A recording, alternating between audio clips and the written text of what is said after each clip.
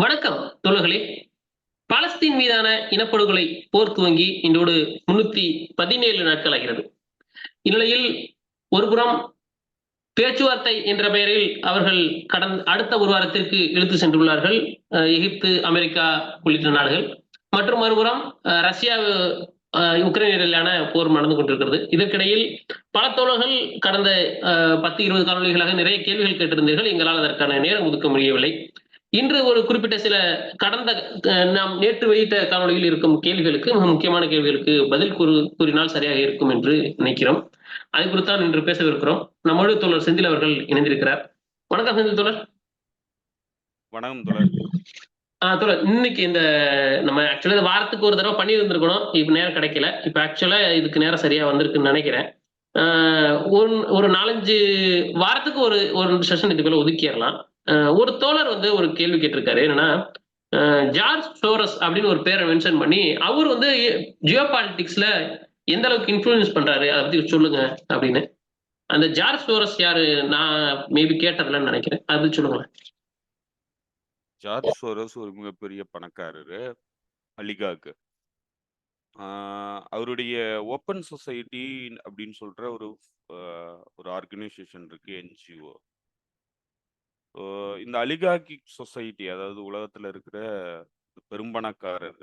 பெரும்பணக்காரர்கள் வந்து அரசுகளை நாடி, அரசுகளுடைய தயவுல தான் வந்து அவங்களுடைய பணக்கார இதை வந்து காப்பாற்றிக்க முடியுது. ஸோ அந்த பின்னணியில பல நிறுவனங்கள், பெரும்பணக்காரர்கள் இந்த மாதிரியான சிஏயோடைய கட் அவுட் நிறுவனங்களை வந்து உருவாக்கி உலகம் முழுக்க வந்து இயக்கிறத தொழிலா வச்சிருக்கிறாங்க. நீங்க பல நிறுவனங்களை பார்க்கலாம். இப்போ ஈலான் மாஸ்கினுடைய நடவடிக்கைகளை இப்படி நீங்க சமீப காலங்களில் பார்ப்பீங்க. சயின்டிஸ்டுகள் கூட வந்து இணைந்து இயங்குற நடவடிக்கைகள்ங்கிறது மேற்கத்திய நாடுகள்ல இருக்கிற பெரும்பணக்காரர்கள் எல்லாருமே பண்றது தான். எந்த தொழில் நிறுவனமும் தன்னுடைய லாபம் இல்ல தன்னுடைய மார்க்கெட் போகுதுங்கிறதுக்காக சயினிஸ்டுகளை விட்டு கொடுக்கறது இல்ல.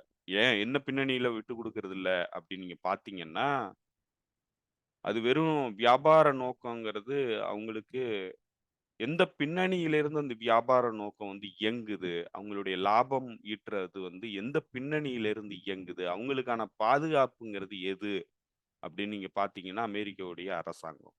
இப்போ அமெரிக்காவுடைய அரசாங்கம் போர் நடவடிக்கைகள் மூலமா உலகத்தை கட்டுப்படுத்தல, அந்த எம்பையரை வந்து கீப் அப் பண்ணலன்னா இந்த நிறுவனங்கள் இயங்க முடியாது. இப்ப இந்த நிறுவனங்களுடைய அடிக்கட்டுமானம், இந்த அடிக்கட்டுமானம்ங்கிறது அமெரிக்காவுடைய ஹிஜோமனியை நம்பி இருக்கு.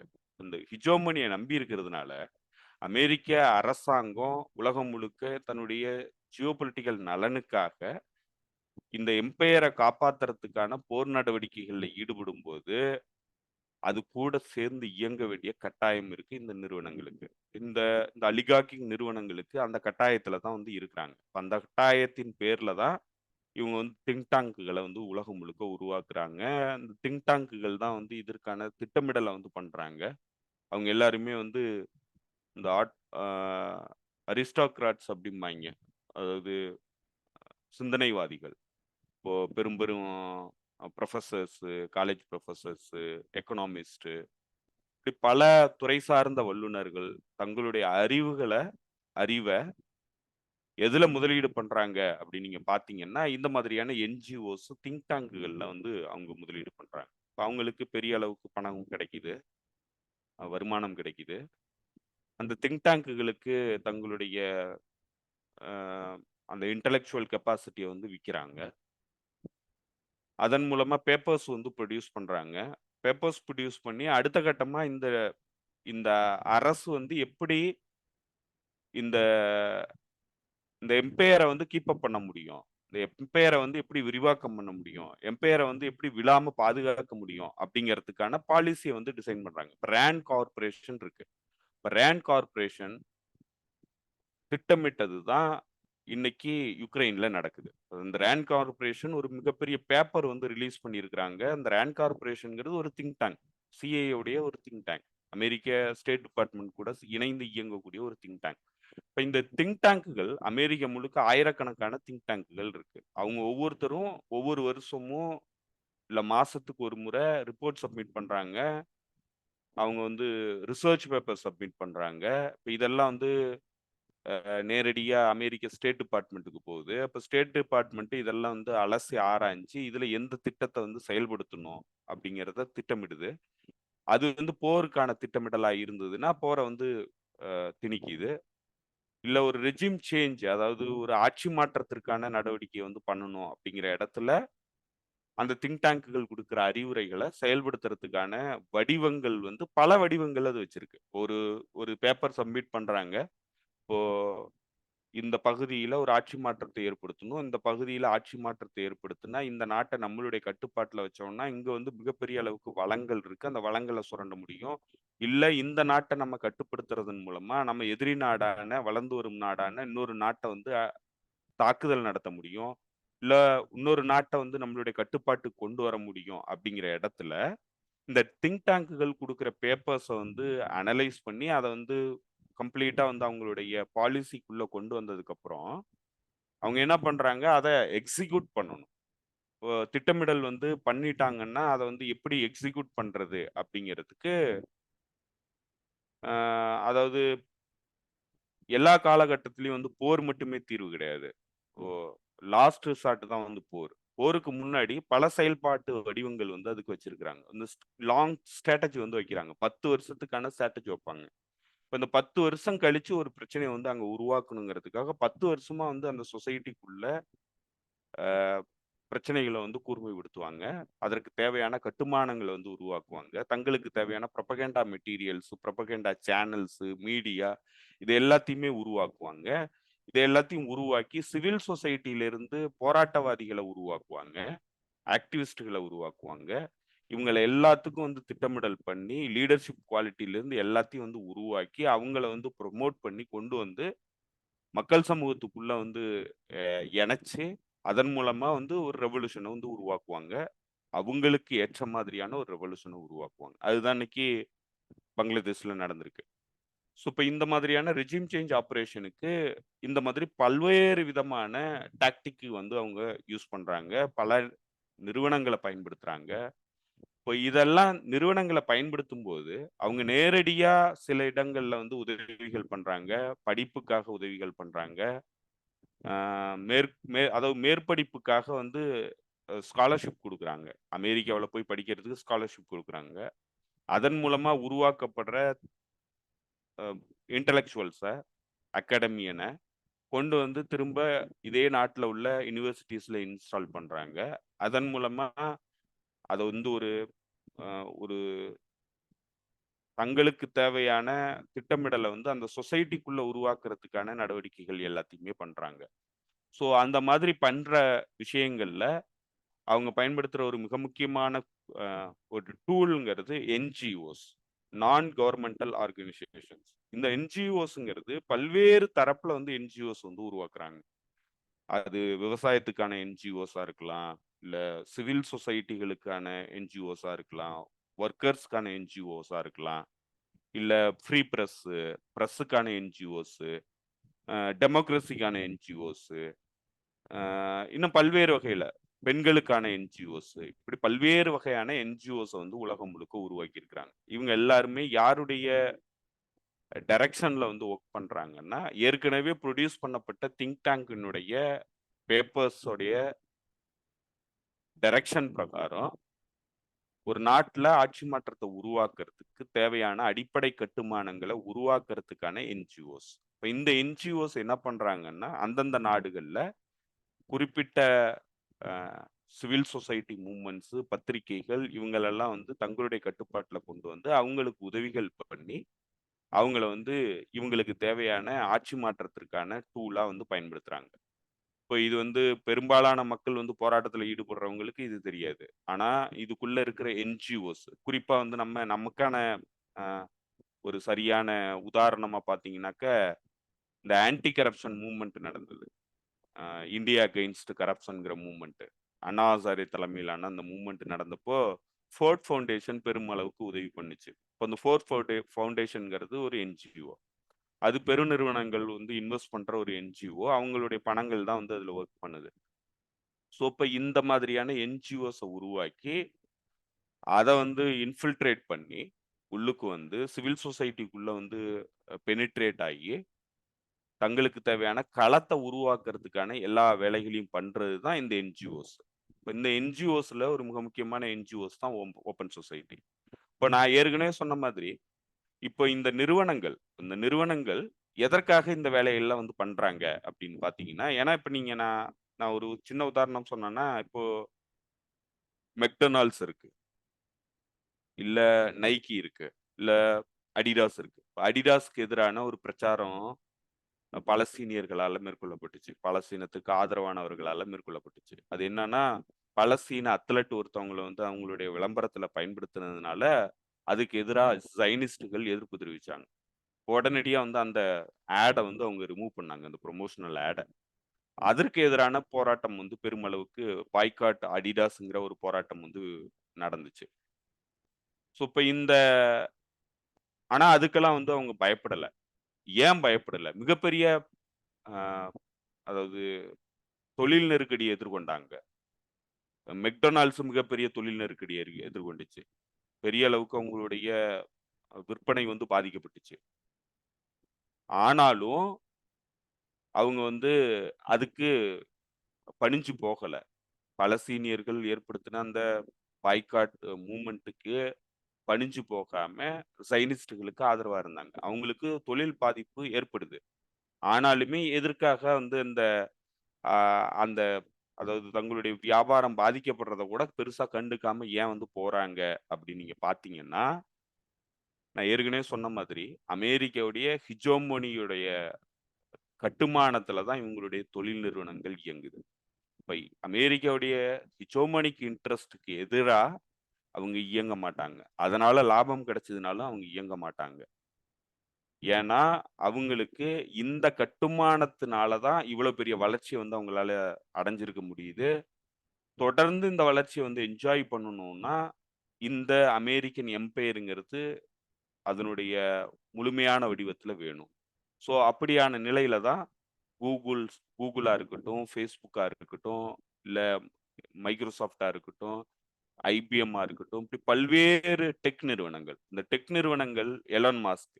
இப்ப இந்த பல நிறுவனங்கள் ஏன் அமெரிக்காவுடைய இன்ட்ரெஸ்ட்காக மட்டுமே இயங்குறாங்க அப்படின்னு நீங்க பார்த்தீங்கன்னா, அதுதான். இப்ப எகைன் வந்து நீங்க சயனிஸ்ட்டுகளுக்கு ஆதரவா ஏன் அவங்க இருக்கிறாங்கன்னா, அமெரிக்கன் அரசாங்கம், அமெரிக்காவினுடைய டீப் ஸ்டேட், அமெரிக்காவினுடைய ஏகாதிபத்திய நலன்கிறது அவங்களுக்கு பிரதானமானது. ஏன்னா அவங்களுடைய உருவாக்கம்ங்கிறதே அமெரிக்காவுடைய ஸ்டேட் டிபார்ட்மென்ட்டால உருவாக்கப்படுறது தான். அமெரிக்காவுடைய ஹிஜோமோனிக் பவர்னால உருவாக்கப்படுறது தான். இப்ப நீங்க இலான் மாஸ்க் எடுத்துக்கங்க. இலான் மாஸ்கினுடைய ஸ்பேஸ் எக்ஸ்.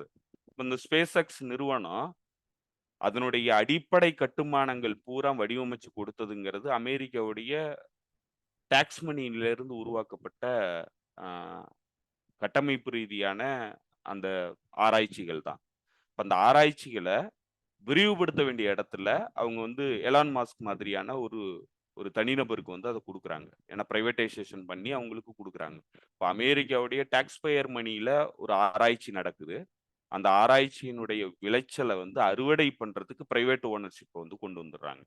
இப்ப இந்த கார்ப்பரேட் நிறுவனம் யாருக்காக வந்து கடைசி வரைக்கும் இயங்கும்னா, தன்ன வந்து பேஸ்ல இருந்து உருவாக்கி விட்டிருக்கிறது யாருன்னு பார்த்தீங்கன்னாக்கா, அமெரிக்கன் கவர்ன்மெண்ட். இப்ப அமெரிக்கன் கவர்ன்மென்ட்டினுடைய நலனுக்காக மட்டும் தான் இயங்கும். ஏன்னா, அதுதான் இத உருவாக்கியிருக்கு. அதே மாதிரி இப்ப நீங்க Google எடுத்துக்கலாம். இல்ல Facebookல எடுத்துக்கலாம். இந்த Facebook, Google இவங்களுக்கு எல்லாத்துக்கும் வந்து அடிப்படையா இருக்கிறது எதுன்னு பார்த்தீங்கன்னாக்கா, அமெரிக்காவுடைய இன்வென்ஷன் தான். அமெரிக்கா வந்து இன்டர்நெட்ட உருவாக்குனது, அதற்கு தேவையான கட்டமைப்பு ரீதியான உதவிகள் எல்லாத்தையுமே பண்ணதுங்கிறது அமெரிக்காவுடைய டாக்ஸ் பேயர் மணியில இருந்து உருவாக்கப்பட்டது தான். இப்ப ஜிபிஎஸ் சிஸ்டம், இப்ப Google மேப் வந்து இயங்குது. இப்போ Google மேப்புங்கிறது யாருடைய தொழில்நுட்பம், யாரு வந்து அத ஆர்&டி வந்து பண்ணாங்க, ரிசர்ச் அண்ட் டெவலப்மென்ட் யாரு பண்ணாங்கன்னு பார்த்தீங்கன்னா, அமெரிக்கன் கவர்ன்மெண்ட் பண்ணுது. இப்ப அமெரிக்கன் கவர்ன்மெண்ட் பண்ணத இவங்க வந்து பயன்படுத்திக்கிறாங்க. அதன் மூலமா லாபத்த வந்து அடையிறாங்க. இப்போ இப்படியான அடிப்படை கட்டுமானங்கள் அந்த நிறுவனத்தினுடைய வளர்ச்சி, அந்த கார்ப்பரேட்டினுடைய வளர்ச்சிக்கு அடிப்படை கட்டுமானங்கள் பூரா பண்ணி வச்சிருக்கிறது அமெரிக்கன் ஹெஜ்மோனி. அமெரிக்காவுடைய ஸ்டேட் டிபார்ட்மென்ட், நேஷனல் அ செக்யூரிட்டி எஸ்டாப்லிஷ்மென்ட். ஸோ இப்ப இந்த எஸ்டாப்லிஷ்மென்ட்க்கு எதிரா ஒரு காலத்திலயும் அவங்க இயங்க மாட்டாங்க. அங்க போட்டி வந்து அரசியல் ரீதியான போட்டிக்கு வந்து ஒருத்தருக்கு உதவி பண்றது, இன்னொருத்தருக்கு உதவி பண்றேங்கிற அந்த வேறுபாடு இருக்குமே தவிர, அமெரிக்காவுடைய ஸ்டேட் டிபார்ட்மென்ட்டுடைய இல்ல அமெரிக்காவினுடைய நேஷனல் செக்யூரிட்டி அப்பராட்டஸ்க்கு எதிரா வந்து அவங்க ஒரு காலமும் இயங்க மாட்டாங்க. அந்த பின்னணியில தான் இந்த சைனிஸ்ட் என்டிட்டிக்கு ஆதரவான நிலைப்பாடுங்கிறது அவங்க கம்ப்ளீட்டா எடுக்குறாங்க. ஸோ அந்த ஹெஜோமனிக் இன்ட்ரெஸ்ட்ட காப்பாத்துறது, தங்களுடைய தொழில் நிறுவனத்தினுடைய கட்டுமானத்த வந்து பாதுகாக்கிறதுங்கிற இடத்துல தான் ஜார்ஜ் சோரோஸ் போன்றவர்கள் வந்து இந்த மாதிரியான நிறுவனங்களுக்கு பில்லியன்ஸ் ஆஃப் டாலர்ஸ் வந்து ஸ்பெண்ட் பண்றாங்க. இப்ப அவங்களுடைய லாபத்திலிருந்து ஒரு குறிப்பிட்ட தொகைய வந்து இதுக்கு குடுத்து, இத வந்து உருவாக்கி அமெரிக்காவுடைய ஹெஜோமனிய காப்பாத்துறது. அதன் மூலமா தனக்கு பெரிய அளவுக்கு லாபங்கள் ஈற்றப்படுது. ஸோ இப்படிதான் வந்து இந்த ஒட்டுமொத்த செட்டப்பும் வந்து இயங்குது. இப்ப இதுல நான் பல விஷயங்கள வந்து நம்ம பேசலாம் இதுலயே. இப்போ பல திங்க் டேங்க்குகளுக்கு நீங்க பார்த்தீங்கன்னா தெரியும். இப்ப ராண்ட் கார்ப்பரேஷன் இருக்கு.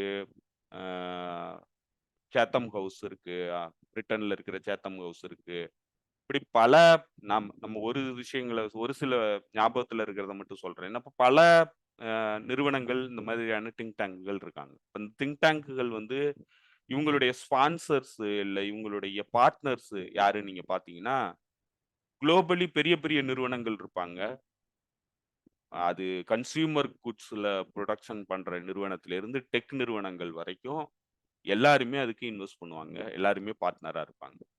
ஒரு திங்க் டேங்க்குக்கு இவ்வளோ பார்ட்னர்ஷிப், இவ்வளோ உதவிகள், பணங்கள் வந்து வருது அப்படின்னா, இது எதற்காக வருது? இவ்வளோ நிறுவனங்களுடைய நலனையும் வந்து பிரதிபலிக்கிற ஒரு ஒரு பேப்பர தான் வந்து அந்த திங்க் டேங்க் வந்து சப்மிட் பண்ணுது. இப்ப நீங்க இந்தியாவ எடுத்துப்போம். இந்தியாவுல 90கள்ல உருவாக்கப்பட்ட மிக முக்கியமான ஒரு ஒரு திங்க் டேங்க் வந்து இன்னைக்கு இயங்கிட்டு இருக்கு. ஈழத்தமிழர் இடம்படுகொலைக்கான அடிப்படை கட்டுமானங்கள்ல பெருமளவுக்கு வந்து வேலை பார்த்தது அந்த திங்க் டேங்க். ORFன்னு சொல்லி ஒரு think tank. Observer research foundation. இப்ப இந்த திங்க் டேங்க் அமெரிக்காவுல இருக்கு, பல இடங்கள்ல இருக்கு. இந்தியாவுல வந்து டெல்லியில இருந்து இயங்குது இந்த திங்க் டேங்க். இப்ப இந்த திங்க் டேங்க்குக்கு தமிழ்நாட்டுல இருக்கிற ஒரு பார்ப்பனர் தொடர்ந்து கட்டுரைகள் எழுதிட்டு இருக்கிறாரு. 2003 தொடங்கி ஐ திங்க் 2003ல இருந்து அவர் கட்டுரை எழுதுறாரு. கிட்டத்தட்ட மாசத்துக்கு 3 கட்டுரைகள் எழுதுவார். அவரு பிரதானமா வந்து அவருடைய கான்சன்ட்ரேஷன் ஃபுல்லா எங்க இருக்கும்னாக்க, இலங்கை பிரச்சனைய மையமா வச்சு தான் வந்து அவருடைய கட்டுரைகள் முழுக்க இருக்கும். இப்போ கிட்டத்தட்ட வந்து 2003 தொடங்கி இன்றைய வரைக்கும் அந்த கட்டுரைகள் வந்து எழுதிட்டு இருக்கிறாரு. ஒரு மாசத்துக்கு 3 கட்டுரைகள் குறைஞ்சது எழுதிருவாரு. யாருன்னா, என். ஆ சத்தியமூர்த்தி அப்படிங்கிற ஒரு பார்ட்னர். சென்னையில இருக்கிற ஒரு பார்ட்னர் தான் வந்து எழுதிட்டு இருக்கிறாரு. இப்ப இந்த ORF திங்க் டேங்க் இது யாருடைய நலனுக்காக இயங்குதுன்னு பார்த்தீங்கன்னாக்க, இவங்க வெளிப்படையா சொல்றது இந்தியாவுடைய பாதுகாப்பு, இந்தியாவுடைய எக்கனாமி, இந்தியாவுடைய வளம் இத மட்டுமே மையமா வச்சு இயங்கக்கூடிய திங்க் டேங்க் அப்படின்னு தான் சொல்லிக்கிறாங்க. ஆனா, இவங்களுடைய வெப்சைட்டுக்குள்ள போனீங்கன்னா, இவங்களுடைய பார்ட்னர்ஸ் யாரெல்லாம் இருக்காங்கன்னா, இந்தியாவுடைய நிறுவனங்கள் இருக்காங்க. இந்தியாவுடைய கவர்ன்மென்ட் வந்து இதுக்கு ஃபண்டிங் பண்ணுது. பார்ட்னரா இருக்குது. இந்தியாவுடைய ராணுவம் வந்து இதுக்கு ஃபண்டிங் பண்ணுது. அது மட்டுமா இருக்குன்னு பார்த்தீங்கன்னாக்க, கொக்கோ கோலா ஃபண்டிங் பண்ணுது இந்த நிறுவனத்துக்கு. லக்கீத் மார்ட்டின் ஃபண்டிங் பண்ணுது. லக்கீத் மார்ட்டின் ஃபண்டிங் பண்ணுது. கொக்கோ கோலா ஃபண்டிங் பண்ணுது. மைக்ரோசாஃப்ட் ஃபண்டிங் பண்ணுது. மெட்டா ஃபண்டிங் பண்ணுது. Facebookஓட மெட்டா ஃபண்டிங் பண்ணுது. ஆஸ்திரேலியன் கவர்ன்மென்ட் ஃபண்டிங் பண்ணுது. அதாவது கத்தார் அரசாங்கம் ஃபண்டிங் பண்ணுது. இப்படி உலகத்துல இருக்கிற பிரிட்டிஷ் கவர்ன்மென்ட் வந்து ஃபண்டிங் பண்ணுது. இப்படி எல்லா நிறுவனங்களும் இவங்களுடைய பார்ட்னரா இருக்கிறாங்க. எல்லா அரசுகளும் உங்களுக்கு பார்ட்னரா இருக்கிறாங்க. இப்ப இவங்க யாருடைய நலனுக்காக இயங்குவாங்கங்கிறத நம்மளால வந்து அவங்களுடைய பார்ட்னர்ஷிப் யார் யாரு அப்படிங்கிறத பார்த்தாலே நம்மளால புரிஞ்சுக்க முடியும். ஸோ இப்ப இந்த இந்த நிறுவனம் அதாவது 91ல இந்தியாவுல வந்து குளோபலைசேஷன் ப்ராஜெக்ட் வந்து ஏற்றுக்கொள்ளப்பட்டுச்சு. இந்தியா வந்து வேர்ல்டு ட்ரேட் ஆர்கனைசேஷனுக்குள்ள வந்து அஃபிஷியலி என்டர் ஆயிடுச்சு. அதிலிருந்து இந்த நிறுவனத்த வந்து உருவாக்கியிருக்காங்க. இந்த திங்க் டேங்க் வந்து எவ்ரி இயர் வந்து பேப்பர் வந்து சப்மிட் பண்ணுது. புது ஸ்காலர்ஷிப் வந்து நெறைய குடுக்குது. நெறைய பேர வந்து ரிசர்ச் ஃபெலோஸா வந்து இந்த நிறுவனம் வந்து ஏத்துக்குது. இந்த திங்க் டேங்க். கிட்டத்தட்ட வந்து 50, 100 பேர் வந்து அட்வைசர்ஸ்ல இருந்து அ பேப்பர் சப்மிட் பண்றவங்கல இருந்து எல்லாமே பெரிய அரிஸ்டாக்ராட்ஸ் வந்து அதுக்குள்ள வச்சிருக்கு அகாடமியால இருந்து. இப்ப இந்த நிறுவனம் யாருக்காக வந்து கொடுக்கும், யாருடைய நலனுக்காக இந்த நிறுவனம் வந்து தன்னுடைய பேப்பரை வந்து சப்மிட் பண்ணும் அப்படின்னு நீங்க பாத்தீங்கன்னா உங்களுக்கு தெரியும். இவங்களுடைய பார்ட்னர் யாரோ அவங்களுக்காக தான் அவங்க செயல்பட போறாங்க.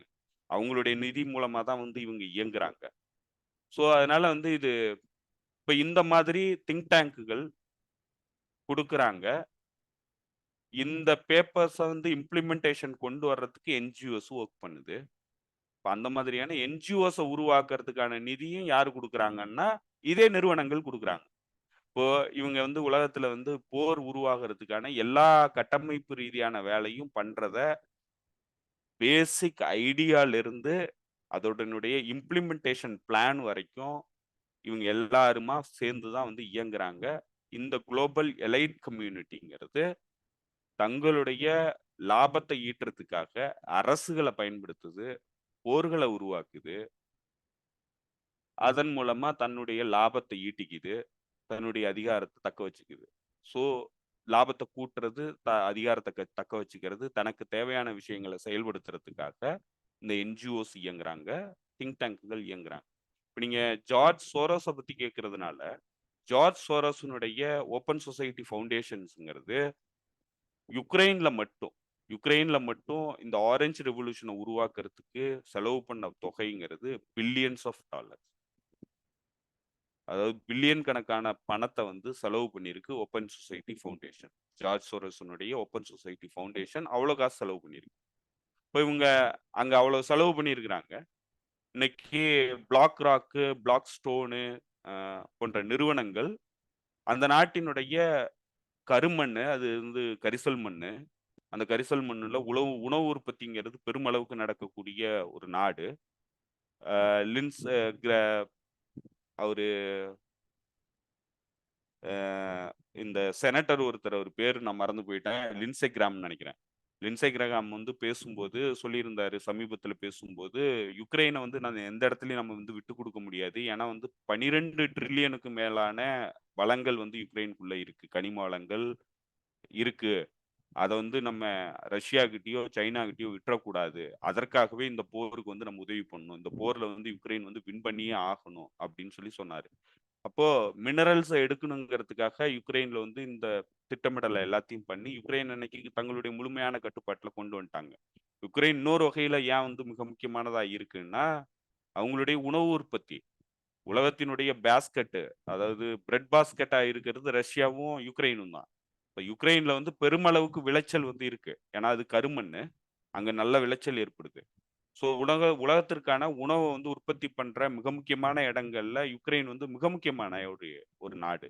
அதே மாதிரி தான் சிரியா. சிரியா ஒரு மிக முக்கியமான நாடு உணவு உற்பத்தியில. ஸோ இப்ப இந்த உணவு உற்பத்தி பண்ணக்கூடிய நாடுகள பிரச்சனைக்குள்ளானதா மாத்துறதுனால என்ன ஆகுதுன்னாக்க, இவங்களுக்கு லாபம் ஈட்டுறதுக்கான ஒரு களத்த வந்து செட் பண்றதுக்கு இது பயன்படுது. இப்போ பிளாக் ராக் போன்ற நிறுவனங்கள், ஆ பேர் போன்ற நிறுவனங்கள், இவங்கெல்லாம் வந்து அ இந்த பகுதியில அக்ரிகல்ச்சுரல் லேண்ட வந்து ரியல் எஸ்டேட்டா வாங்குறாங்க. கமர்ஷியல் லேண்ட வந்து வாங்குறாங்க. கமர்ஷியல் பில்டிங்ஸ வந்து வாங்குறாங்க. இப்ப இவங்கெல்லாம் வந்து இதெல்லாம் வாங்கணும்னா, இங்க வந்து அரசு தங்களுக்கு தேவையானதா வேணும். அப்ப இந்த த தங்களுக்கு தேவையானதா வந்ததுக்கப்புறம், அமெரிக்காவுடைய ஹிஜோமனிக் இன்ட்ரெஸ்ட் வந்து அதுல இருக்கணும். ஏன்னா, அப்பத்தான் அமெரிக்கா இவங்கள காப்பாத்த முடியும். ஸோ இப்படி பல்வேறு வகையில இது ஒரு இன்டர்ட்வைன்ட் கனெக்ஷன் வந்து இவங்களுக்குள்ள இருக்கு. இப்ப இவங்கள அவங்க உருவாக்குறாங்க. அவங்களுக்கு இவங்க உதவி பண்றாங்க. இப்படிதான் வந்து இந்த ஒட்டுமொத்த சிஸ்டமும் வந்து இயங்குது. ஸோ இந்த பின்னணியில தான் ஜார்ஜ் ஆரோசனுடைய ஓப்பன் சொசைட்டி ஃபவுண்டேஷன்ஸ் வந்து பெருமளவுக்கு வந்து யுக்ரைன்ல வேலை பார்த்திருக்கு. இன்னும் உலகத்துல பல இடங்கள்ல வந்து இந்த ஓப்பன் சொசைட்டி ஃபவுண்டேஷன்ஸ் வந்து வேலை பார்த்திருக்கு. அதே மாதிரி தான் ஃபோர்ட் ஃபவுண்டேஷன். ஃபோர்ட் ஃபவுண்டேஷன்ல மிக முக்கியமான உறுப்பினரா இருக்கக்கூடியவரு இன்ஃபோசிஸ் நாராயணமூர்த்தி. இப்ப இன்ஃபோசிஸ் நாராயணமூர்த்தி பெருமளவுக்கு உதவி பண்ணியிருக்கிறதா வந்து அப்பவே தகவல் வந்துச்சு. ஸோ இப்படி பல இடங்கள்ல குளோபல் அலிகார்க்ஸ், உலகத்தினுடைய பெரும் பணக்காரர்கள் தங்களுடைய வளச்சுரண்டலை வந்து நீட்டிச்சு கொண்டு போகணும், தங்களுடைய பணத்தை வந்து பெருக்கிக்கணுங்கிறதுக்காக அரசுகள் கூட இணைந்து மக்களுக்கு எதிராக இயங்குறது தான் இந்த ஒட்டுமொத்த சிஸ்டம். அந்த சிஸ்டத்துக்குள்ள இந்த மாதிரியான நிறுவனங்கள், என்ஜிஓஸ் உருவாக்குறது, திங்க் டேங்குகளை உருவாக்குறது, திங்க் டேங்குகள் இவங்களுக்காக இயங்குறது, இதுதான் இந்த ஒட்டுமொத்த நாடுகள்ல நடக்குது. இப்போ அதே இதை ஃபாலோ பண்ணி தான் இந்தியாவுடைய திங்க் டேங்குகள் வந்து இயங்குறாங்க. அதனாலதான் மக்கள் மத்தியில ஒரு தோழர் வந்து சொல்லியிருந்தாரு, ஸ்ரீலங்கால இந்தியாவுக்கு எதிரான மனநிலைங்கிறது எப்படி இருக்கு அப்படின்ட்டு. ஸோ இது ஸ்ரீலங்கால மட்டும் கிடையாது, பங்களாதேஷ்ல இதுதான் வந்து இன்னைக்கு மிகப்பெரிய கலர் ரெவல்யூஷனுக்கு காரணமா அமைஞ்சிருக்கு. இப்ப இதே போல இந்த அருகில் இருக்கக்கூடிய மாலத்தீவுல இதே பிரச்சனை தான், நேபாள்ல இதே பிரச்சனை தான், தோழர், பூட்டான்ல இல்ல இதே பிரச்சனை தான். ஒரு ஒரு ஒரு இது ஏன்னா நம்ம நீங்க மொத்தம் பிராடா பேசுறீங்க. அந்த தோழர் கேட்ட கேள்வியில இருந்து நான் இது பண்றேன். ஏன்னா அந்த தோழர் என்ன கேட்டிருந்தாருன்னா, பங்களாதேஷ்ல இந்தியா தோல்வி அடைஞ்சிச்சு அப்படின்றத இந்தியால இருக்கிறவங்க புரிஞ்சுக்கிட்டதை விட அங்க இருக்கிறவங்க புரிஞ்சுக்கிட்டாங்க அப்படின்றத அந்த இடத்துல அவர் சொல்றாரு. அதனால அவங்க கொண்டாடுறாங்க, இந்தியா தோல்வி அடைஞ்சிருச்சு பங்களாதேஷ் விஷயத்துல, அதை வந்து இங்க இருக்கிற ஸ்ரீலங்கால இருக்க மக்கள் கொண்டாடுறாங்க அப்படின்னா, இந்தியா தான் நம்மளோட இத்தனை பிரச்சனைக்கு காரணம் அப்படின்னு அவங்க அவங்க புரிஞ்சுக்க ஆரம்பிச்சிட்டாங்களா ஸ்ரீலங்கால இருக்கவங்க? ஏன்னா இது நீங்க சொல்றதை விட இன்னும் இதை கேட்டுட்டு இருக்கிற ஸ்ரீலங்கால இருக்கக்கூடிய தோழர்கள், ஈழத்துல இருக்கக்கூடிய தோழர்கள் சொன்னாலும் சரியா இருக்கும் நினைக்கிறேன். நீங்க என்ன நினைக்கிறீங்க இதை பத்தி? இல்ல தோழர், அவர் என்ன சொன்னாரு, கிரிக்கெட்ல தோல்வி அடைஞ்சா கூட வந்து ஸ்ரீலங்கால இருக்கிறவங்க சந்தோஷப்படுறாங்கன்னாரு. இல்ல இப்ப அந்த மனநிலை அஹ், மனநிலை ஏன் வருதுன்னா, இந்தியா வந்து எதிரியா பாக்குறது தான் காரணம். இப்ப இந்தியா வந்து ஏன் வந்து இந்தியாவை எதிரியா பாக்குறாங்கன்னா, இப்ப நான் அதை தான் சொன்னேன், இப்ப இந்த பகுதியில இந்தியாங்கிறது ஒரு மிக முக்கியமான நாடு. இந்தியாவுக்கு எதிரா அமெரிக்கா இந்த பகுதியில இயங்குறதுங்கிறது தெரியும் எல்லாருக்குமே. அமெரிக்காவுக்கு எதிரா தான் இந்த மக்கள் வந்து இருக்கிறாங்க. ஏன்னா அமெரிக்கா வந்து ஒரு ஒரு தீய சக்திங்கிறது எல்லாருக்குமே தெரியும். ஆனாலும் இந்தியாவுக்கு ஆதரவா இந்த மக்கள் ஏன் வந்து இயங்க மாட்டேன்றாங்கன்னா, இந்தியாவுடைய வெளியுறவுத்துறை கொள்கைங்கிறது அமெரிக்காவினுடைய வெளியுறவு கொள்கைய ஃபாலோ பண்றதா தான் இருக்கு. அததான் சொன்னேன், இப்ப இந்த திங்க் டேங்குகள் குடுக்குற ஐடியாவ தான் இம்ப்ளிமெண்டேஷனுக்கு கொண்டு வராங்க இந்திய வெளியுறவுத்துறை. அப்போ இந்த வெளியுறவுத்துறை குடுக்குற அ இந்த இந்த இந்த செயல்படுத்துற திட்டம்ங்கிறது, இப்ப அததான் வந்து பங்களாதேஷ்ல இந்தியாவுக்கு எதிரான மனநிலை உருவாயிருக்கு மக்கள் மத்தியில. மாலத்தீவுல உருவாயிருக்கு, ஸ்ரீலங்காவுல உருவாயிருக்கு, நேபாளத்துல உருவாயிருக்கு, பூட்டான்ல உருவாயிருக்கு. இந்த பகுதியில இருக்கிற எல்லா அண்டை நாடுகள் கூடயும் வந்து இந்தியாவுக்கு கசப்பான ஒரு ஒரு பார்வை தான் மக்கள் மத்தியில இருக்கு.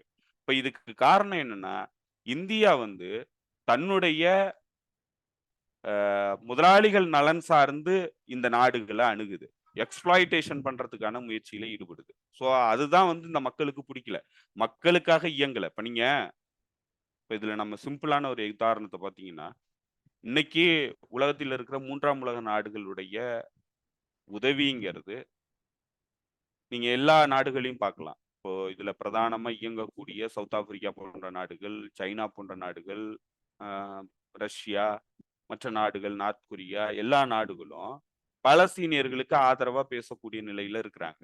ஆனா, இந்தியாவுடைய உள்நாட்டு அரசியல்ல இஸ்லாமியர்களுக்கு எதிரான ஒரு வெறுப்பு பிரச்சாரம், அதன் பின்னணியில உருவாக்கப்பட்ட ஒரு அரசியல் இங்க கட்டமைக்கப்பட்டதுனால, இங்க இருக்கிற அ அரசுங்கிறது அமெரிக்காவுடைய இந்த ஜியோபொலிட்டிக்கல் இன்ட்ரெஸ்ட்ல நடக்கக்கூடிய இனப்படுகொலைக்கு இந்தியாவுடைய நிறுவனங்களுக்காக இஸ்ரேலுக்கு ஆயுத உதவிகள் பண்றாங்க.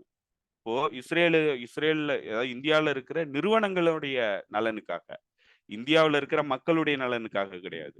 இப்ப இந்தியாவுடைய மக்களுக்காக இந்தியாவுடைய வெளியுறவுத்துறை வந்து கொள்கை வடிவமைப்பு பண்ணியிருந்ததுன்னா, இந்த அருகில இருக்கக்கூடிய நாடுகளுடைய மக்களுக்கும், நமக்கும் எந்த விதமான முரண்பாடும் வந்திருக்காது. இந்தியாவுக்கு எதிரான மனநிலைங்கிறது உருவாயிருக்காது.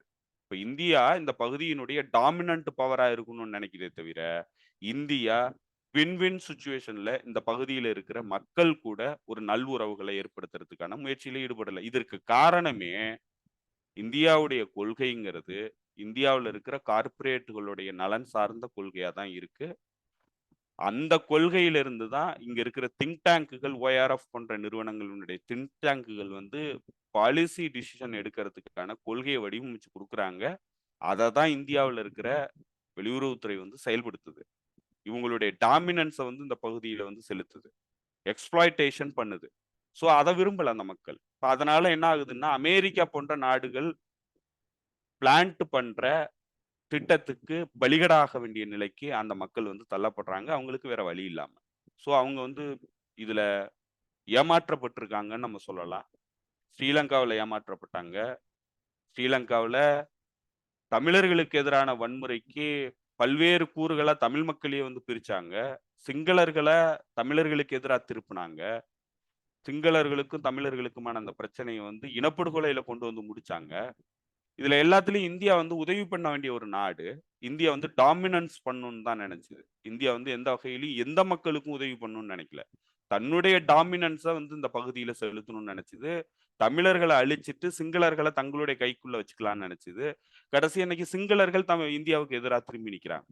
ஸோ இப்ப இந்த டாமினன்ஸ் கொள்கைங்கிறது தமிழர்களையும் அது அரவணைக்கல, சிங்களர்களையும் அரவணைக்கல, பங்களாதேசிகளையும் அரவணைக்கல, நேபாளிகளையும் அரவணைக்கல. ஸோ இப்ப இவங்களுடைய ஒட்டுமொத்த கொள்கையுமே வந்து எந்த பின்னணியில இருந்து வருதுன்னா, கார்ப்பரேட்டுகளுடைய நலன் சார்ந்த கொள்கைகளா வர்றதுனால, திங்க் டேங்குகளுடைய பாலிசிய வந்து இவங்க செயல்படுத்துறதுனால, திங்க் டேங்குகள் கார்ப்பரேட்டுகளால இயக்கப்படக்கூடிய டூல்களா தான் இயங்குறாங்க. ஸோ இப்ப இந்த ஒட்டுமொத்த சிஸ்டம் இந்தியாக்குள்ளேயும் இதே பிரச்சனை தான் இருக்கு. இந்தியாவுடைய வெளியுறவுத்துறையிலயும் இதே பிரச்சனை தான் இருக்கு.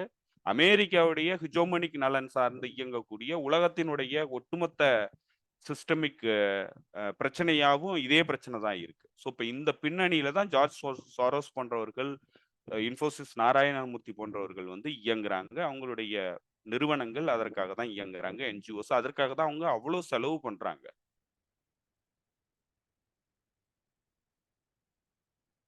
ஓகே, ஓகே தோழர். இதுல வந்து நான் ஒரு 2 நாளைக்கு முன்னாடி ஒரு நேபாள சேர்ந்த ஒருத்தர்ட்ட பேசிட்டு இருந்தேன். அப்ப அவர் பேச்சோட பேச்சா அவர் என்ன சொன்னாரு அப்படின்னா, ஸ்ரீலங்கால முடிஞ்சிருச்சு, பங்களாதேஷ்ல முடிஞ்சிருச்சு. இன்னும் 1 வருஷம் 2 வருஷத்துல எங்க ஊர்லயும் நடக்கும். எங்க ஊர்லயும் எல்லாத்தையும் தூக்கி வீசிருவோம். அப்படிதான் எல்லாரும் அந்த மைண்ட்ல தான் இருக்கோம் அப்படின்னு சொல்றாரு. இது வந்து நீங்க சொன்ன மாரி இப்பதான் நான் அண்டர்ஸ்டாண்ட் பண்றேன். அவர் ஏன் அத சொன்னாரு அப்படின்னு. இன்னும் 2 வருஷம்னு ஒரு டைம் சொல்றாரு. 1 வருஷத்துல 2 வருஷத்துக்குள்ள இதே போல ஒரு மிகப்பெரிய ஆட்சி கவிழ்ப்பு எங்க ஊர்ல நடக்கும்னு அவரே சொல்றாரு. ஒரு சாதாரண ஒரு அ அ வேலை வேலை செய்யக்கூடிய ஒரு நபர். அவ்வளவுதான். நம்மள மாரி இருக்கக்கூடிய ஒரு நபர். பெரிய அளவுக்கு அரசியல்லாம் தெரியாத ஆட்கள் அப்படித்தான் பேசுறாங்க. இப்ப நான் என்ன ஃபீல் பண்றேன்னா, நீங்க சொன்ன மாரி கடந்த 10 வருடங்களா இதுக்காக பின்னாடி இருந்து ஒர்க் பண்ணிக்கிட்டே இருக்குது. உள்ளுக்குள்ள சிஏஏ எல்லா இடத்துலயும் போய் ஒர்க் பண்ணிக்கிட்டே, அதுக்கான வேலை எல்லாத்தையும் செஞ்சு மக்கள்கிட்ட மனநிலையை உருவாக்கிக்கிட்டே இருக்கு. இது நடக்க போகுது அப்படின்றது. மேபி நம்ம இப்ப வந்து ஆகஸ்ட் மாசம் பேசிட்டு இருக்கோம் 2024ல. மேபி நெக்ஸ்ட் இயர் ஜனவரில கூட இது நடக்கலாம். நேபாள்ல. அப்படி ஒரு சூழ்நிலை நேபாள்லயும் இருக்கா? இல்ல நேபாளத்துல ஏற்கனவே ஒரு பெரிய ஆட்சி மாற்றம். இந்தியாவுக்கு ஆதரவான ஒரு அரசாங்கத்த வந்து பப்பட் அரசாங்கமா தான் வந்து இயக்கிக்கிட்டு இருந்தது இந்தியா. ம். அது வந்து மாறி சைனாவுக்கு ஆதரவான கம்யூனிஸ்ட் கட்சியினுடைய ஆட்சிக்கு அது போயிருச்சு. கம்யூனிஸ்ட் கட்சிகள் தான் வந்து இப்ப ஆட்சி புரியிறாங்க. இப்ப அதற்கு எதிரான நடவடிக்கைகள்ல அமெரிக்க நேஷனல் என்டோவ்மென்ட் ஃபார் டெமோக்ரஸி, சிஏஏ உடைய கட் அவுட் நிறுவனங்கள் வந்து வேலை பார்ப்பாங்க. ஸோ இப்படி பல இடங்கள்ல வந்து வேலை பார்க்குறாங்க. இது ஒரு பெரிய நெட்வொர்க். இப்ப நீங்க இதெல்லாம் வந்து பார்த்தீங்கன்னா, அவங்க இந்த நேஷனல் என்டோவ்மென்ட் ஃபார் டெமோக்ரஸியினுடைய சைட்ல போய் பார்த்தீங்கன்னா, இந்த பகுதியில ஸ்காலர்ஷிப் ப்ரோகிராம் போடுறாங்க. ஒவ்வொரு அ அ பிரச்சனைய மையப்படுத்தின படிப்புகளுக்காக அவங்க குடுக்குற ஸ்காலர்ஷிப் பார்த்தீங்கன்னாக்க, சில சில ஸ்காலர்ஷிப்லாம் வந்து 200,000 வந்து குடுக்குறாங்க. அ அது $2,00,000 $2,00,000 வந்து குடுக்குறாங்க சில படிப்புகளுக்காக. அதேபோல அவங்க அத லெஜிட்டிமைஸ் பண்றதுக்கான இப்ப அ அ இதுல பார்த்தீங்கன்னாக்க, பங்களாதேஷ்ல இன்னைக்கு ஆட்சிக்கு இன்டரிம் அ கவர்ன்மெண்ட் ரன் பண்ணக்கூடிய லீடரா வந்திருக்கிற முகமது யூனிஸ் ஆ நோபல் பிரைஸ் வாங்குனவரு. அமைதிக்கான நோபல் பிரைஸ் வாங்குனவரு. இதே மாதிரி ஆங் சாங் சூயி மியான்மர்ல வந்து ஆட்சிக்கு வரும்போது, அவங்களுக்கு அமைதிக்கான நோபல் பிரைஸ் குடுத்து அவங்கள லெஜிட்டிமைஸ் பண்ணியிருந்தது அமெரிக்கா.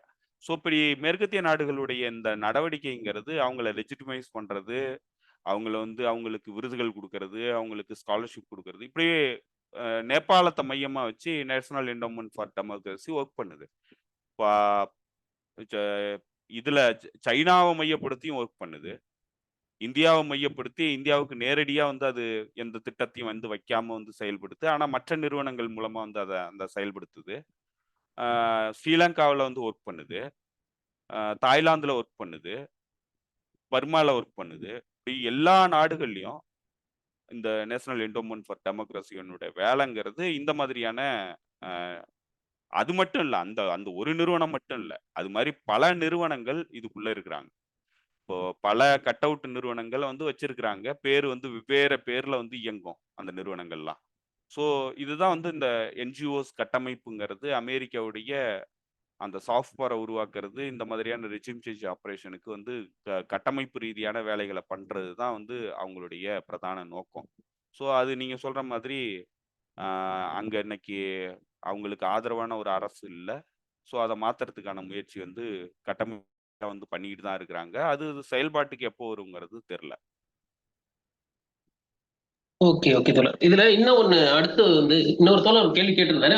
ஆக்சுவலா நம்ம பேசுறதா வேண்டாமான்னு ஒரு உறுதியான தகவல் இல்லாதனால நிப்பாட்டி வச்சிருந்தோம். என்னன்னா, சவுதி அரேபியாவினுடைய இளவரசர் வந்து முகமது பின் சல்மான் அவர் வந்து வெளிப்படையா சொல்லல. அவரு சொன்னதாக அமெரிக்கால இருந்து வெளிவரக்கூடிய பொலிட்டிகோ இது வந்து அ செய்தி நிறுவனம் வந்து ஒரு தகவல் சொல்லியிருந்துச்சு. அத நம்ம கூட டெலிகிராம்ல போட்டிருந்தோம். என்னன்னா, நான் வந்து இஸ்ரேலுக்கு ஆதரவா நார்மலைசேஷனுக்கு போனேன் அப்படின்னா, அது என்னோட உயிருக்கு ஆபத்தா இருக்கும். அந்த அளவுக்கு இங்க பிரச்சனை இருக்கு. என்ன ரொம்ப நீங்க நெருக்காதீங்க. அப்படின்னு அவரு சொன்னதா சொல்றாங்க. இது உண்மையிலேயே அவர் சொன்னாரா? இல்ல இவங்களா கிளப்பி விட்டாங்களான்றது ஒரு பக்கம். பட் அத வந்து தமிழ் ஊடகங்கள் இதுவரைக்கும் இந்த இனப்படுகொலை எல்லாம் இவ்வளவு இதா பேசினாங்களே தெரியல. ஆனா இத தூக்கிட்டு சுத்திட்டு இருக்காங்க தமிழ் ஊடகங்கள் எல்லாம். ஆக்சுவலா அது என்னதான் நடந்துச்சு? உண்மையிலே சொன்னாரா? இல்ல அது சும்மா கடமைக்காக இவங்களா ஒரு கதை விடுறதா? இல்ல அது எதுவா இருந்ததுனாலும் உண்மையா இருக்கிறதுக்கான வாய்ப்பு நெறைய இருக்கு. ஏன்னா, அந்த மாதிரியான ஒரு நிலையில தான் வந்து அரபுலக நாடுகளுடைய ஆட்சிகள் வந்து இருக்கு. அரசர்கள் இருக்கிறாங்க, தலைவர்கள் இருக்கிறாங்க. ஏன்னா, இன்னைக்கு மக்களுக்கு விரோதமான ஒரு நடவடிக்கையில வந்து அவங்க தொடர்ந்து ஈடுபடுறாங்க. அந்த அச்சுறுத்தல் வந்து அவங்களுக்கு இருந்துட்டு தான் இருக்கு. ஏன்னா, மக்கள் வந்து விரும்பலங்கிறது நமக்கு தெரியும். சிசிய விரும்பல, அ எர்டோகான விரும்பல, ஜோர்டான் கிங் அப்துல்லாவ விரும்பல. அ இப்படி பல நீங்க இவங்கள விரும்பல. அ அ அதாவது சவுதி அரேபியாவுடைய கிங் சல்மான விரும்பல. இப்படி எல்லாரையுமே வந்து விரும்பாத ஒரு சூழ்நிலை தான் இருக்கு. ஏன்னா, இவங்க மக்களுக்கு எதிரா இயங்கிட்டு இருக்கிறாங்க. ஸோ, அதனால அந்த அச்சுறுத்தல்ங்கிறது அவங்களுக்கு இருக்க தான் செய்யும். அதுல எந்த ஒரு ஆச்சரியப்படுறதுக்கான இல்ல விஷயமும் கிடையாது. விரும்பலங்கிறது எல்லாருக்குமே தெரியும். ஏன்னா அவங்களே வந்து ஒரு இது எடுத்துருக்காங்க 6 மாசத்துக்கு முன்னாடி அ க ஒரு கருத்து கணிப்பு உள்ளுக்குள்ள சவுதி அரேபியாவுல. அப்ப 94% மக்கள் சொல்றாங்க, நேரடியா நீங்க எதிர்த்து சண்டை போடணும் இஸ்ரேல. உங்களோட அரசியல் ரீதியா என்னலாம் செய்ய முடியுமோ, நீங்க துப்பாக்கி எடுத்து போய் சண்டை போடலன்னா, எல்லா உறவுகளையும் கட் பண்ணுங்க. அரசியல் ரீதியா என்ன பண்ணுவோம் எல்லாத்தையும் எதிர்த்து செய்யுங்கன்னு சொல்றாங்க. ஆனா இவரு பயன்படுத்தி இருக்கக்கூடியத சொல்றது. ஏன்னா அவரு நேரடியா சொல்லல நம்ம அத பார்க்கல. தன்னோட உயிருக்கே ஆபத்து அப்படின்னு சொன்னாரு அப்படின்னு சொல்றாங்க. இதை மிகைப்படுத்தி எழுதுறாங்களா? இல்ல மத்த எதுவும் தெரியல. ஏன்னா ஒரு நாட்டுடைய இளவரசர். அடுத்து வந்து மன்னராவதற்கான அனைத்து இதுவும் இருக்கக்கூடிய ஒரு நபர். ஒட்டுமொத்த நாட்டையும் கண்ட்ரோல்ல வச்சிருக்கிறவரு. அவரு இப்படி சொல்றாரு அப்படின்னு அவங்க எழுதுறதே வேடிக்கையா இருக்கு. ஆனா அந்த அளவுக்கு அங்க நிலைமை இருக்கா அப்படின்றதும் தெரியல. இல்ல நம்ம இருக்கிறதுக்கு முழுமையான வாய்ப்பு இருக்கு தோழர். ஏன்னா, இவங்க வந்து மக்களுக்காக இயங்கியிருந்தாங்கன்னா, அந்த அச்சுறுத்தல் வந்து யார்கிட்ட இருந்து வரும்னா, அமெரிக்க தரப்புகிட்ட இருந்து வரும். ஸோ, அந்த அச்சுறுத்தல்ங்கிறது ஏற்கனவே ஃபைசல்ங்கிற கிங்க வந்து அது மாரி தான் வந்து அவங்க அ அசாசினேட் பண்ணாங்க. அ ஃபைசல் கிங் அசாசினேஷனுக்கு அப்புறம் தான் வந்து சவுதி அரேபியாவுடைய பலஸ்தீன் ஆதரவு நிலைப்பாடுங்கிறது கம்ப்ளீட்டா மாறி போச்சு. ஸோ, அந்த அந்த நடவடிக்கை வந்து நடந்தது.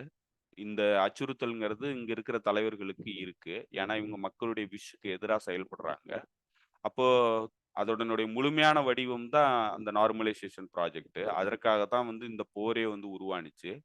இப்ப அத வந்து இவங்க அந்த போர் உருவானதுக்கான அடிப்படை காரணமா இவங்க வந்து நார்மலைசேஷன் ப்ராஜெக்ட்க்குள் போறது தான் வந்து இருக்குது அப்படிங்கிறப்போ, அப்ப அதற்கு எதிர்ப்பு இருக்க தானே செய்யும் அந்த நாட்ல.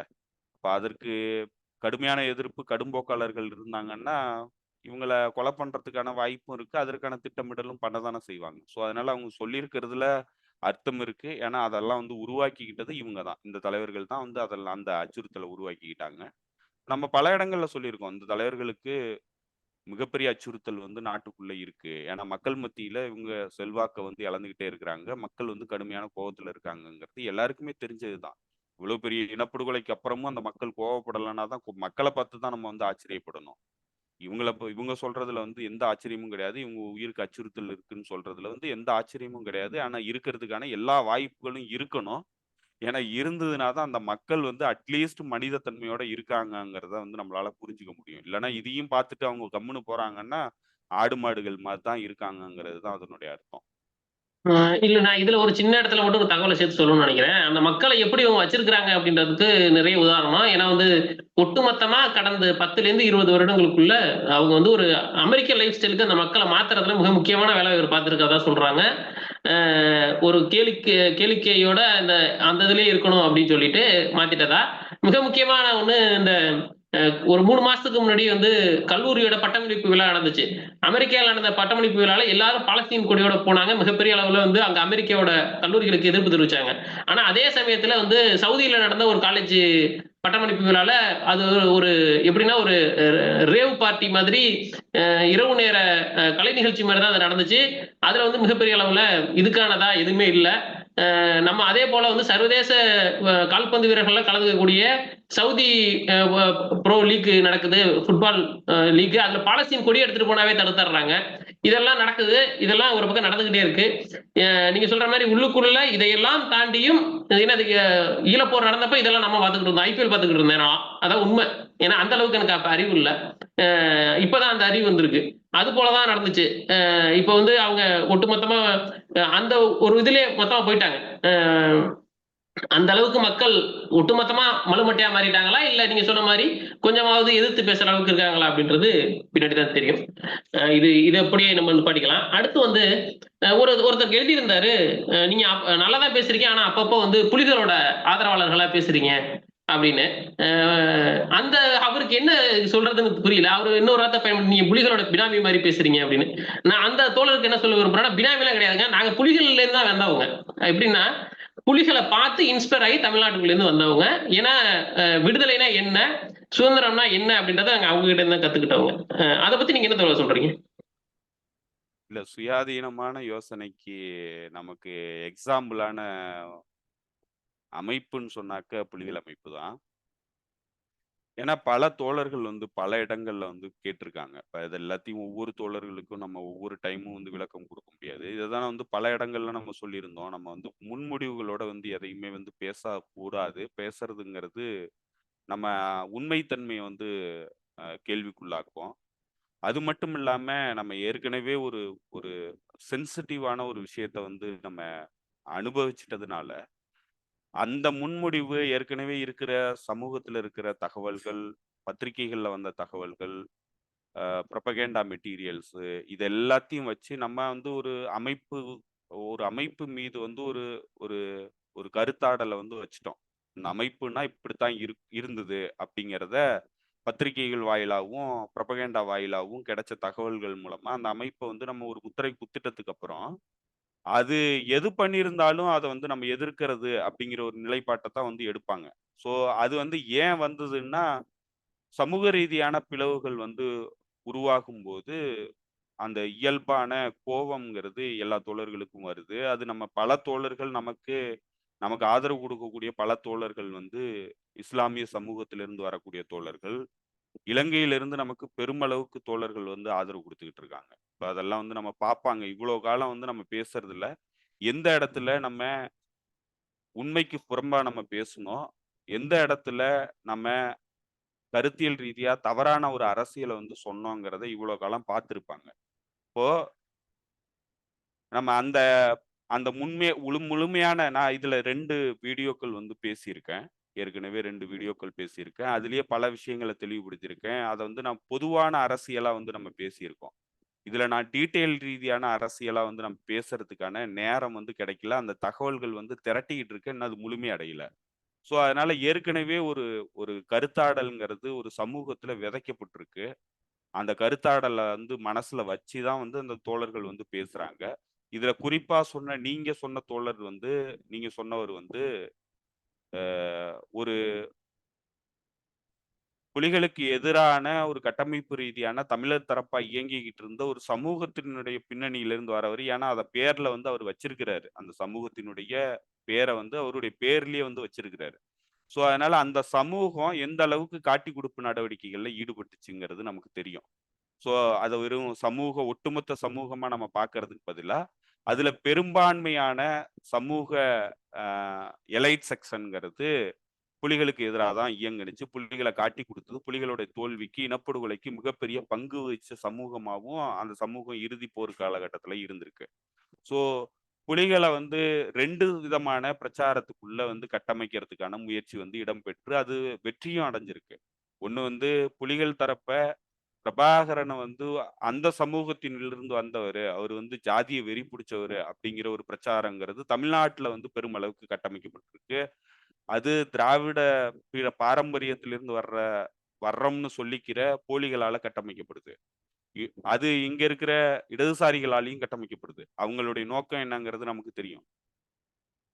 அவங்க வந்து அந்த பின்னணியிலிருந்து அத கட்டமைப்பு ரீதியா பண்றாங்க. இப்போ இலங்கை தரப்புல இருந்து இதே சமூகத்தில பின்னணியிலிருந்து வரக்கூடியவர்கள் வந்து கட்டமைப்பு ரீதியான அந்த பிரச்சாரத்த வந்து முன்வைக்கிறதுக்கான அடிப்படை காரணம், புலிகளுடைய தலைவர் வந்து ஒரு தாழ்த்தப்பட்ட சமூகத்திலிருந்து வந்தவர்ங்கிறது தான் காரணம். இப்ப இந்த ஜாதிய முரண்பாடுங்கிறது, ஜாதிய ஏற்றத்தாழ்வுங்கிறது இருக்கு. ஸோ அந்த பின்னணியிலிருந்து வர்ற அ கருத்தாடல்ல இருந்து தான் அந்த சமூக பின்னணியிலிருந்து வரக்கூடிய ஒருத்தர் வந்து நம்மள புலிகளுடைய பினாமி அப்படின்னு சொல்லி பேசினாரு. பினாமிலாம் கிடையாது. நேரடியாவே புலிகளுடைய கொள்கைகள வந்து ஆதரிக்கக்கூடியவர்கள். ஏன்னா, நம்ம பொதுவாவே வந்து அ அ ஒடுக்கப்படுற மக்களுடைய தரப்புல நின்னு பேசக்கூடிய தோழர்கள் தான் நாங்க. ஸோ, அதனால அதுல எந்த ஒளிமுறையும் கிடையாது. நாங்க வெளிப்படையாவே சொல்லிட்டே பேசுவோம். அதுல எந்த மறைமுகமா பேசணுன்ற அவசியம் கிடையாது. நான் அந்த அந்த கருத்துக்கள் எல்லாத்தையும் சொல்றதுக்கான அடிப்படை காரணம் என்னன்னாக்க, இந்த ஏற்கனவே இருக்கிற முன்முடிவு எடுத்த தோழர்களுக்கு நம்ம பேசுற விஷயங்கள் வந்து போய் சேரணுங்கிறதுக்காக தான் வந்து வெளிப்படையா பேசாம நம்ம அத சொல்றோம். ஏன்னா, நம்ம வந்து நடுநிலைமையா இருந்து ஒரு ஆய்வு ரீதியா பேசுறதுனால, நம்ம வந்து நம்மளுடைய ஐடியாலஜியையோ, இல்ல நம்மளுடைய ஆதரவு நிலைப்பாட்டையோ நம்ம வந்து பேசுறது கிடையாது. ஒவ்வொரு வீடியோலயும் பேசுறது கிடையாது. இப்ப தெளிவுபடுத்தி பேசணும்னா, புலிகளுடைய ஆதரவு தரப்பா தான் நாங்க இருக்கிறோம். புலிகள் வந்து எந்த இடத்துலயும் வந்து மிகப்பெரிய காட்டிக் குடுப்பு நடவடிக்கையில ஈடுபடல. அமெரிக்க ஏகாதிபத்தியத்தை எதிர்த்து நின்னது தான் புலிகளுடைய அழிவுக்கு காரணம்ங்கிறத வந்து முழுமையா ஆய்வு ரீதியா விளக்க முடியும் நம்மளால. எந்த இடத்துலயும் அமெரிக்காவுக்கு ஆதரவா வந்து புலிகள் வந்து நிலைப்பாட்டு எடுத்ததில்லங்கிறது நம்மளால உறுதியா சொல்ல முடியும். எந்த இடத்துலயும் அமெரிக்கா புலிகளுக்கு ஆதரவா நின்னது இல்லங்கிறதையும் நம்மளால உறுதியா சொல்ல முடியும். அமெரிக்கா வந்து எதிர்த்து ஒரு அமைப்ப வந்து அழிக்கணும்னு சொல்லி முயற்சி பண்ணி, அதற்கான திட்டமிடல் பண்ணி அழிச்சுது அப்படின்னா, அப்ப அவங்க எந்த அளவுக்கு நேர்மையா இயங்குனாங்க அப்படிங்கிறத நம்ம அதிலிருந்தே புரிஞ்சுக்க முடியும். ஸோ இன்னைக்கு என்ன நடக்குதோ, அன்னைக்கும் அதே தான் நடந்தது. இன்னைக்கு யமன் அன்சாருல்லா அமைப்புக்கு எதிராகவோ, ஹெஸ்புல்லா அமைப்புக்கு எதிராகவோ, ஹமாஸுக்கு எதிராகவோ என்ன மாதிரியான கட்டமைப்பு பிரச்சாரங்கள் இடம்பெறுதோ, அதுதான் புலிகளுக்கு எதிராகவும் இடம்பெற்றுச்சு. இன்னும் சொல்லப்போனா புலிகள் யார்ட்டேருந்து இன்ஸ்பயர் ஆகி அவங்களுடைய டாக்டிக்கல் போர் முறைகளையும், அவங்களுடைய போராட்ட நடைமுறைகளையும் வடிவமைச்சிருந்தாங்கன்னா, யாருடைய ஆதரவு சக்தியா அவங்களுடைய காலம் முழுக்க வந்து அவங்க இருந்தாங்கன்னா, பலஸ்தீனிய விடுதலை அமைப்புகளுடைய இன்ஸ்பிரேஷன்ல வந்த அமைப்பு, புலிகள் அமைப்பு. அவங்களுடைய ஆதரவு சக்தியா தான் காலம் முழுக்க இயங்குனாங்க. இறுதி போர் காலகட்டம் வரைக்கும் வந்து பாலஸ்தீனிய அமைப்புகள் வந்து உதவி பண்ணிக்கிட்டு இருந்தாங்க புலிகளுக்கு. ஹிஸ்புல்லாவினுடைய 1983 பெய்ரூட்ல நடந்த மிகப்பெரிய தாக்குதல். அது பெரிய அளவுக்கு ராணுவ தளத்தின் மீதான தாக்குதலா இடம்பெற்றுச்சு. அந்த தாக்குதல்ல இருந்து இன்ஸ்பயர் ஆகி தான் மில்லருங்கிறவர் வந்து தற்கொலைப்படை தாக்குதலுக்கான நடவடிக்கையில ஈடுபட்டாரு.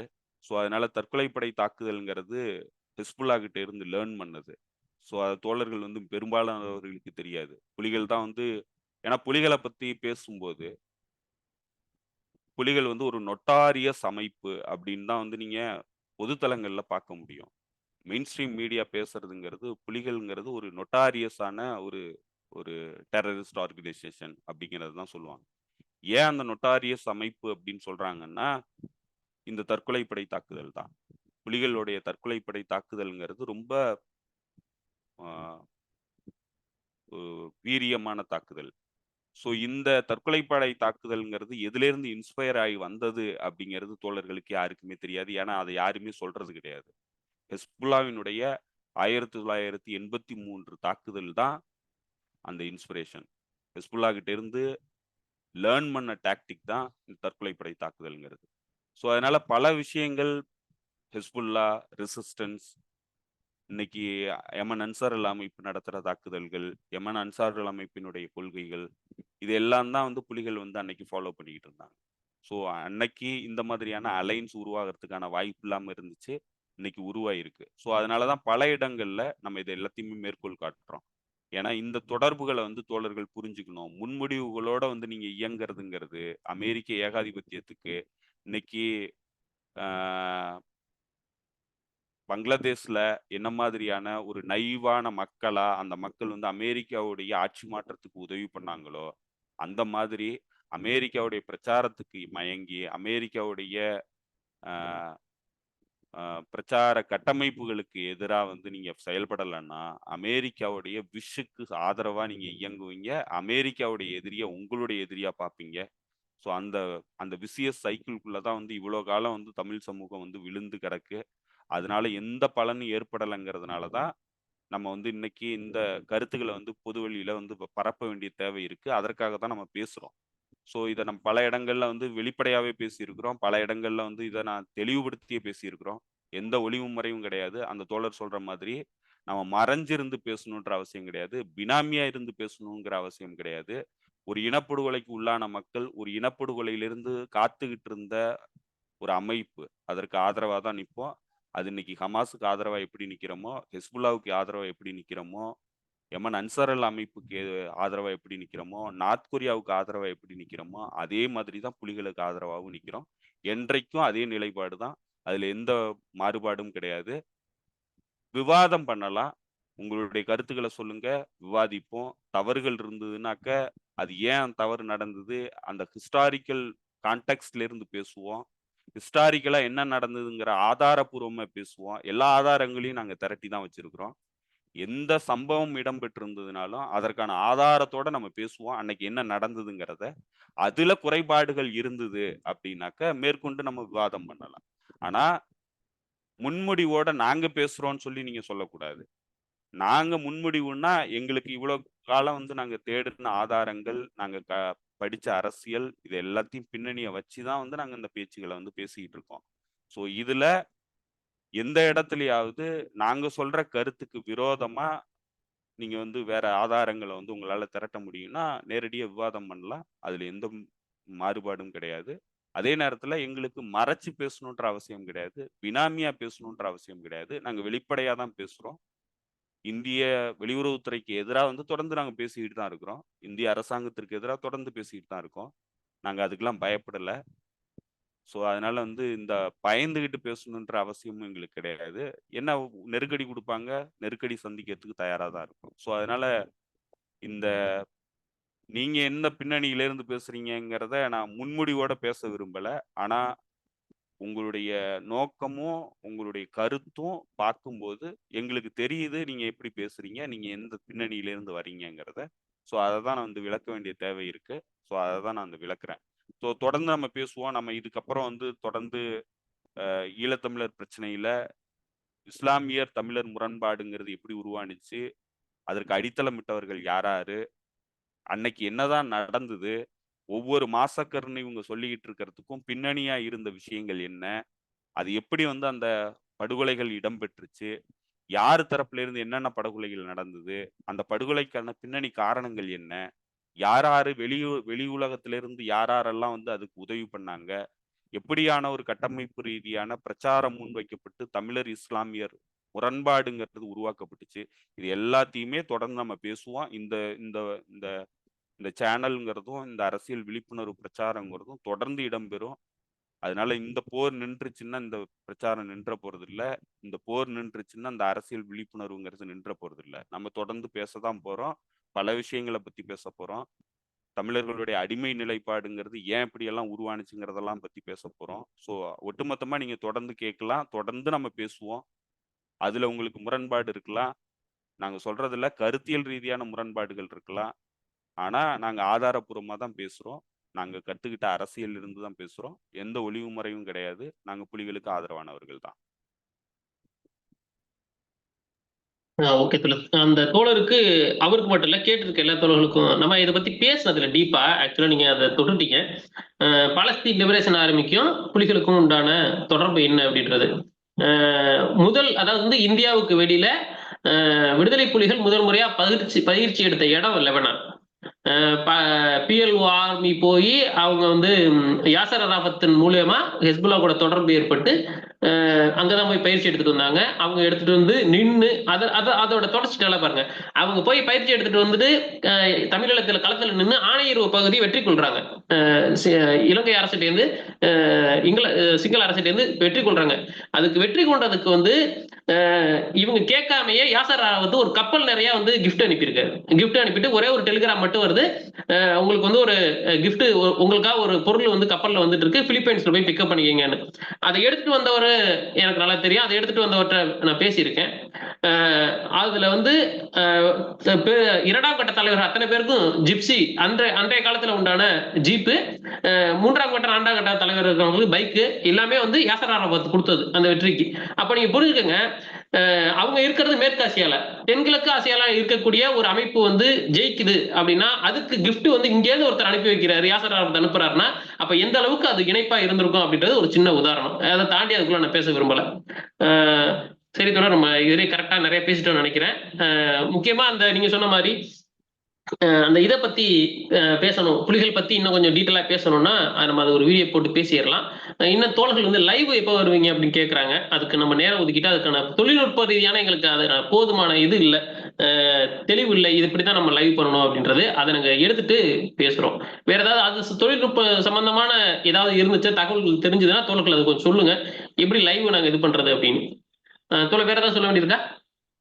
இல்ல தோழர், வேலை எதுவும் இல்ல, நிறைய பேசியாச்சு. தொடர்ந்து பேசலாம் தோழர். ஓகே ஓகே தோழர். மிக்க நன்றி தோழர்களே, மீண்டும் சந்திப்போம். நன்றி, வணக்கம். உங்களுக்கும் நன்றி தோழர். நன்றி தோழர், தோழர்களுக்கும் நன்றி. நன்றி, வணக்கம், மீண்டும் சந்திப்போம்.